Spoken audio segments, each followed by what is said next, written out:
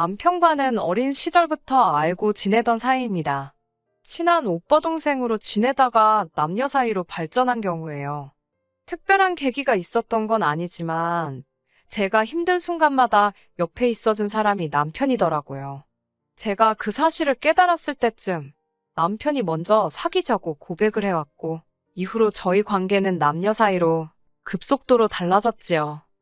다른 연인들처럼 때로는 다투기도 했지만 큰 문제 없이 인연을 만났어요.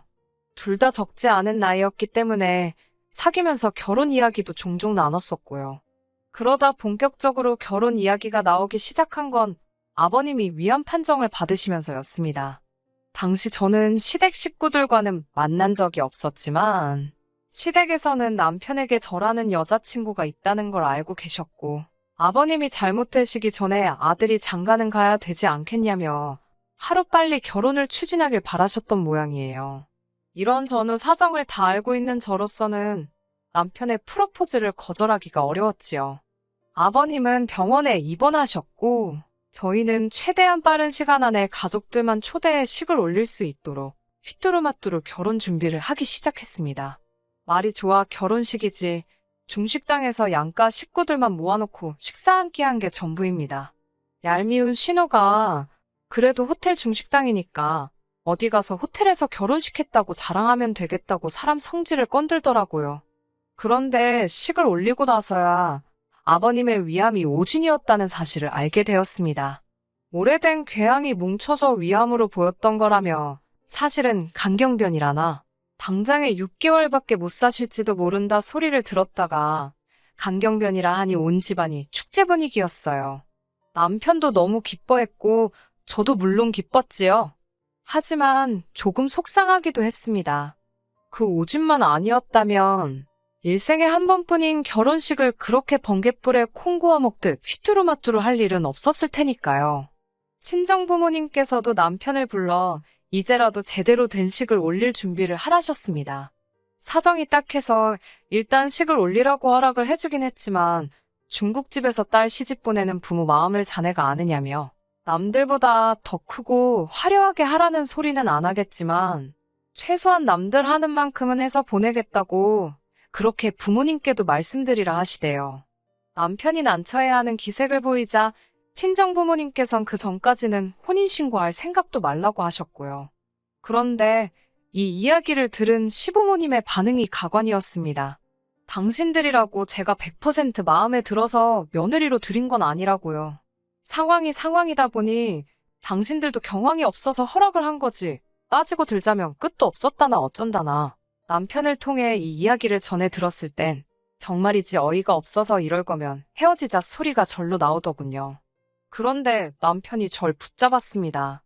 부모님을 모시고 살 것도 아니고 저희 부모님이 먼저 혼인신고를 가지고 해라 마라 소리를 하시니까 시부모님도 속상하고 서운해서 그렇게 말씀하신 거라며 우리가 이해해 드리자고요. 솔직히 시부모님께 서운한 마음이 들었지만 이후로도 남편이 제 마음을 달래주려고 몇 차례고 성의껏 사과를 해왔기 때문에 당시에는 그래도 남편은 정신이 똑바로 박혔구나 싶어서 헤어지지 않았습니다. 시부모님이 뭐라고 하신들 모시고 살 것도 아니고 무엇보다 남편과 저 두 사람 사이는 좋았으니 크게 신경 쓸 문제가 아니라고 생각했고요. 그렇게 신혼생활을 시작했습니다. 대출까지 받아서 들어온 전셋집을 비워두는 것도 아니다 싶어서 식은 내년에 올리고 일단 살림부터 시작한 거지요. 그런데 같이 살기 시작하니까 이 남자가 내가 알던 사람이 맞나 싶은 순간이 여러 번 발생했습니다. 뭐 양말 뒤집어 벗어놓고 이런 수준이 아니고요. 사귀는 내내 저는 남편이 시부모님과 통화하는 꼴을 본 적이 없습니다. 그래서 전형적인 무심한 아들이라고 생각했고요. 그런데 저한테는 일주일에 3번은 전화를 드리고 2주에 1번은 어머님 아버님과 만나 맛있는 것도 먹고 어디 구경도 시켜드리고 그러기를 바라더라고요. 처음에 남편이 아무렇지 않다는 듯 그런 이야기를 꺼내는데 너무 황당하더라고요. 제가 웃으면서 내가 전업주부면 그렇게 하겠지만 나도 오빠처럼 회사를 다니지 않냐. 그건 어려울 것 같다고 딱 잘라서 말했습니다. 그러자 남편이 한다는 말이 전화통화를 뭐 1시간씩 하라는 것도 아니고 그냥 안녕히 주무셨냐? 몸은 건강하시냐? 그런 것만 여쭤보면 된답니다. 제가 알다시피 아버님이 어쨌든 죽을 고비를 넘기지 않으셨냐면서 며느리가 신경 써드리면 좋아할 거라나요. 어이가 없어서 제가 그게 무슨 죽을 고비냐고 모진이었는데 그러자 남편이 아버님 자신을 포함해 온 가족이 아버님 돌아가시는 줄 알고 얼마나 심적으로 힘들었는지 아냐며 저더러 저는 안 힘들었는지 아무렇지도 않았는지 묻더라고요. 당연히 걱정했고 속상했다. 하지만 오진이라지 않냐. 그러면 다 잘 된 거 아니냐. 했더니 남편은 고개를 절레절레 흔들더니 저더러 실망이라면서 어쨌든 앞으로는 신경 좀 써드리랍니다. 하지만 제가 결정적으로 남편과 갈라서기로 결심한 건 단지 이런 이유 때문은 아닙니다. 만약에 어머님 아버님이 저를 며느리로 딸 같은 며느리 뭐 그런 건 거창한 것까지도 바라지도 않았고요. 그저 며느리로만 제대로 인정해 주셨어도 이렇게 진흙탕 싸움까지 가지는 않았을 겁니다. 남편이 원하는 만큼은 아니었겠지만 그렇다고 제가 시댁이라고 무시한 건 아닙니다. 적어도 한두 달에 한 번은 산으로 둘러 모시고 나갔고 남편이 말하는 안부 전화도 생각날 때마다 한두 번 정도씩 했습니다. 하지만 그런 건 아무 소용도 없더라고요. 어머님 생신 때 있었던 일입니다. 사실은 경기도 외곽에 유명한 한정식 집이 있다길래 그쪽으로 모시려고 했는데 어머님 말씀이 원래 며느리 들어온 첫 해에는 며느리한테 생일상을 받는 거라고 하시더라고요. 저는 그런 이야기는 듣도 보도 못했고 친정부모님도 그런 게 어딨냐고 하셨지만 친정어머니께서 굳이 밉보여서 좋을 게 뭐가 있겠냐며 일단 이번에는 챙겨드리라 하시대요. 그래서 친정어머니의 도움을 받아 갈비찜도 하고 잡채도 하고 미역국도 끓이고 정작 저는 친정부모님께 그렇게 해드려 본 적이 없는데 어머님 생신상 차리는데 친정어머니에게 손을 빌렸으니 어찌나 죄송스럽던지요. 그런데 그런 제 속도 모르고 남편이란 인간은 다음에 아버님 생신 때도 장모님께 부탁드리면 되겠다며 좋아하더라고요. 어이가 없어서 그럼 당신은 우리 엄마 생신 때 어머님한테 도와달라고 해서 상 차려줄 거냐 하니까 그게 무슨 소리냐입니다. 사위가 왜 장모님 생일상을 차리냐고요. 며느리야 여자니까 하는 거고 자기는 사위고 남잔데 그런 걸 어떻게 하냐고 해서 솔직히 남편이 저희 부모님 생일상을 차려드렸으면 하는 그런 기대는 원래도 없었고 이건 뭐 한마디 싸붙일래도 말귀를 알아들을만 해야 싸붙이지 끝도 없겠다 싶더라고요. 한심하게 한번 쳐다봐주고는 웃기지 말라고 했어요. 어머님 생신이니까 한번 해드리는 거지. 돌아오는 아버님 생신부터는 외식을 하던지 아니면 신우한테 차리라고 하라고요. 남편이 그런 게 어딨냐고 아버님도 며느리가 차려주시는 생일상 기대하실 텐데 어쩌고저쩌고 떠들어대는데 대꾸도 안 했습니다. 그리고는 이튿날 어머니가 해주신 음식들 바리바리 싸들고 시댁으로 향했어요. 남편이 말하길 신우 남편은 선약이 있다고 안 온다고 했답니다. 무슨 선약인데 장모님 생신에도 안 오냐고 물으니 남자들끼리 낚시를 가기로 3주 전부터 약속을 해놨어서 못 온다더래요. 어이가 없어서 어머님도 아시냐 뭐라고 안 하시냐고 물으니 별로 신경 안 쓰시는 눈치랍니다. 말이 나와서 말이지만 저희 어머님께서 신우 남편 그러니까 사위한테는 아주 꼼짝을 못 하세요. 이제 다 끝난 마당에 제가 못할 말이 뭐가 있겠어요? 신우는 혼전 임신으로 결혼을 했습니다. 문제는 아이 아빠였어요. 당시 신우는 5년이나 사귀던 남자가 있었는데 아이 아빠가 그 남자가 아니었거든요. 어떻게 아이 아빠를 판명해냈는지는 모르지만 언뜻 듣기로는 나이트에서 만났답니다. 신우 남편은 저희 남편보다도 한참 어려요. 그러니 양쪽 집안이 완전히 뒤집어졌었답니다. 저희 아버님 어머님은 딸을 미혼모로 만들 수는 없었으니 빨리 결혼하라고 난리를 치셨지만 정작 애 아빠란 사람은 신우한테 속아서 잠자리를 가진 거라며 절대로 결혼은 안 한다 버텼다고요. 실제로 신우가 나이를 8살이나 속였답니다. 나이트 조명도 어둡고 술도 들어갔으니 안 걸릴 줄 알았다나요. 아무튼 결국엔 아버님 어머님이 그 남자 쪽 부모 앞에서 딸 받아달라고 무릎까지 꿇었답니다.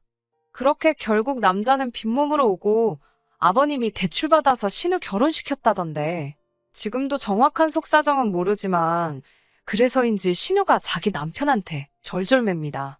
시부모님도 마찬가지고요. 아무튼 시댁에 도착하니 역시나 신우가 애만 데리고 와 있더군요. 신우가 절 보더니 왜 이렇게 늦었냐며 배고파 혼났다고 짜증을 냈습니다. 무시하자 생각하며 케이크는 사오셨냐고 물으니 냉장고에 있답니다. 슬쩍 봤는데 케이크 모양이 이상하더라고요. 살짝 열어보니 벌써 누가 손을 댄 거예요. 남편도 보더니 케이크가 왜 이러냐고 먹던 거냐고 신우한테 물었고, 그제서야 신우가 자기 딸이 배고프다고 해서 한 조각 잘라 먹였답니다. 어이가 없어서 한숨이 저절로 나오대요. 누가 그러더라고요?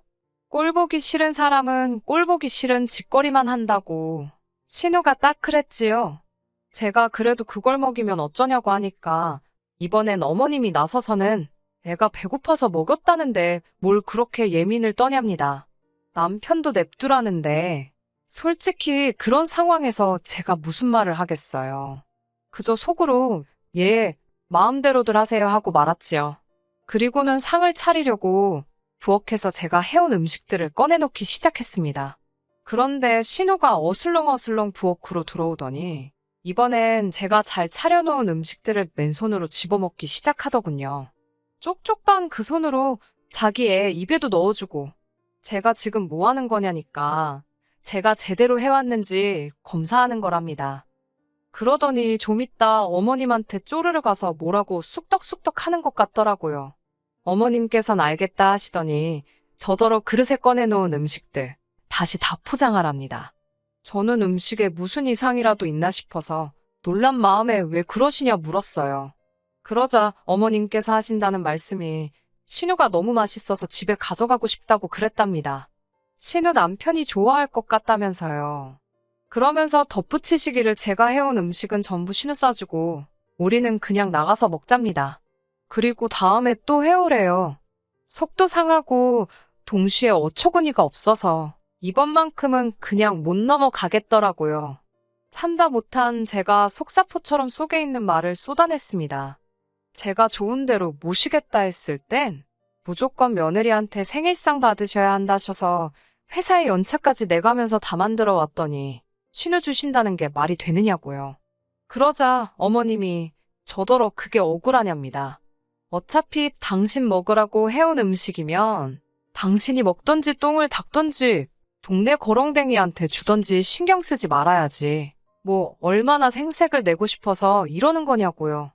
제가 어머님께 무슨 말씀을 그렇게 하시냐고 받아치려는데 이번엔 신우가 나서서는 됐다고 필요 없다고 포장하지 말랍니다. 치사하고 더러워서 안 가져간다나요? 저는 신우한테도 말 그렇게 하는 거 아니라고. 나도 이 음식들 하느라 시간 쓰고 돈 쓰고 들인 정성이 있으니 어머님께 서운해서 그러는 거라고 받아쳤습니다. 그러자 신우가 돈이 문제냐며 한 10만 원 주면 되냐입니다. 진짜 또라이인가?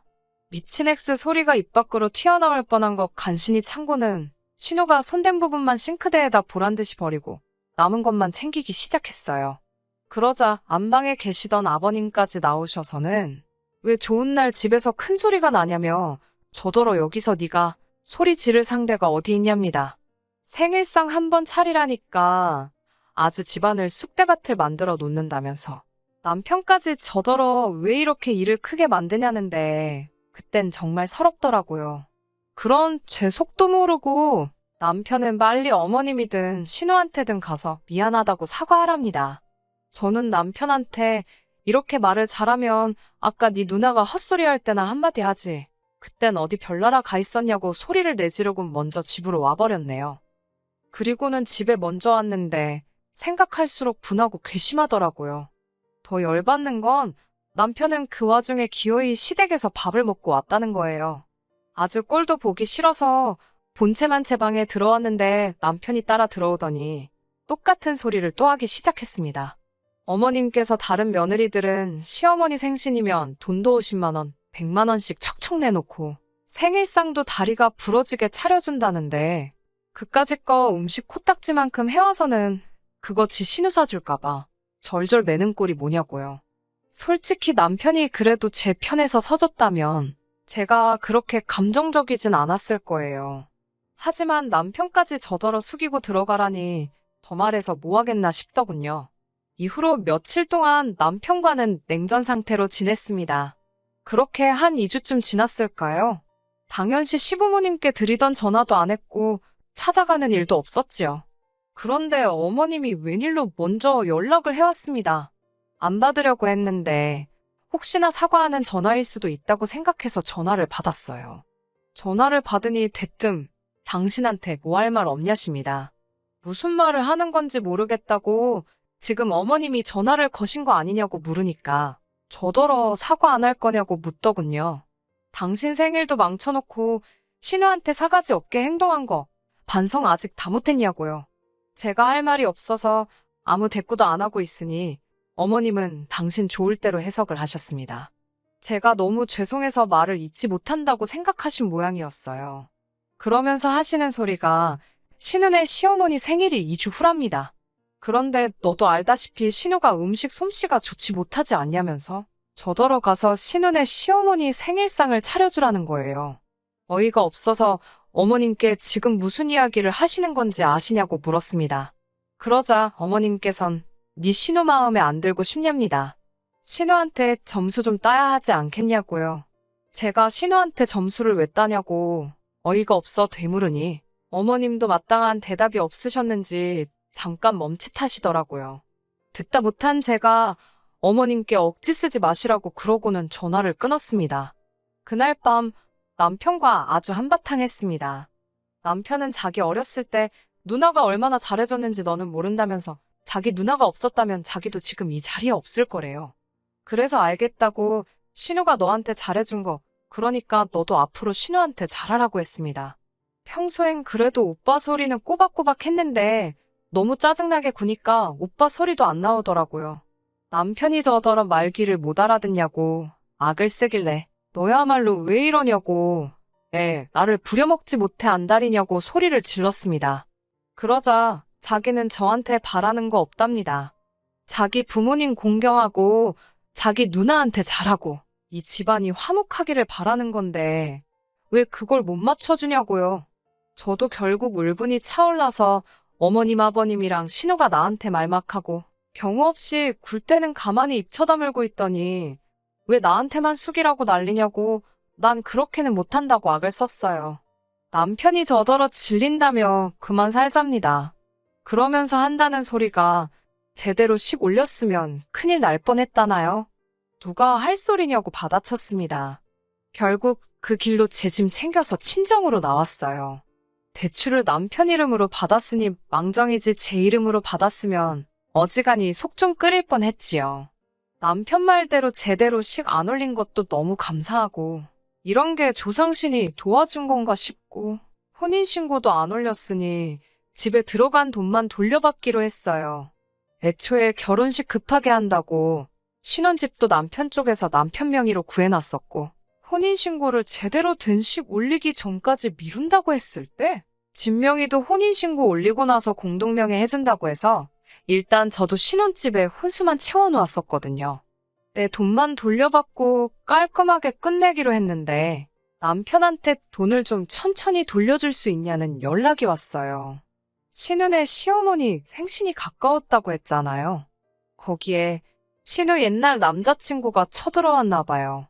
신우 딸이 아무래도 자기 딸 같다고 우겼나 봐요. 신우한테 오래 사귄 남자친구가 있는지 몰랐던 신우 시댁은 찝찝하다고 유전자 검사하라고 난리고 신우는 신우대로 억울하다고 울고불고 좀 불쌍하긴 한데 한편으로 꼬숩기도 하대요. 아무튼 신우네 시댁 모인 자리에서 아주 한바탕 난리가 났었고 원래도 신우를 워낙에 마음에 안 들어 했던지라 그 자리에서 이혼당했다고 하더라고요. 신우 결혼할 때도 시댁에서 온갖 비용을 다 해줬는데 그것도 거의 다 대출이었다 보니 당장 위자료 내줄 돈이 없었던 거예요. 급한 대로 그걸 남편이 내주게 되었는데 남편도 신혼집을 급하게 구한다고 샀던 집이 요즘 부동산 시장이 엉망이 되면서 들어간 돈도 제대로 찾아올 수 없는 상황이 돼버린 거예요. 그래서 저한테 줘야 할 돈으로 일단 신우 위자료부터 해주면 안 되냐고 묻길래 나랑 신우 이혼당하는 거랑 무슨 상관이냐고 내 돈 하루라도 늦게 돌려주면 법대로 하겠다고 저도 강하게 나섰지요. 결국 남편은 울며 겨자 먹기로 집을 급급매로 내놔서 몇 억을 손해보면서까지 집을 정리했고, 빚은 빚대로 떠안고 거지가 된 시댁과 신우를 대신해서 신우 위자료까지 내주게 되었습니다. 제 돈도 끝전 하나 안 틀리고 다 돌려받았고요.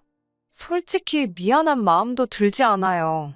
마음씨 곱게 먹었으면 신우 위자료는 몰라도 저랑 같이 대출금 갚아나가면서 집이라도 지켰을 텐데 말입니다. 지은 죄가 있으니 그 벌을 받는 거라고 생각해요.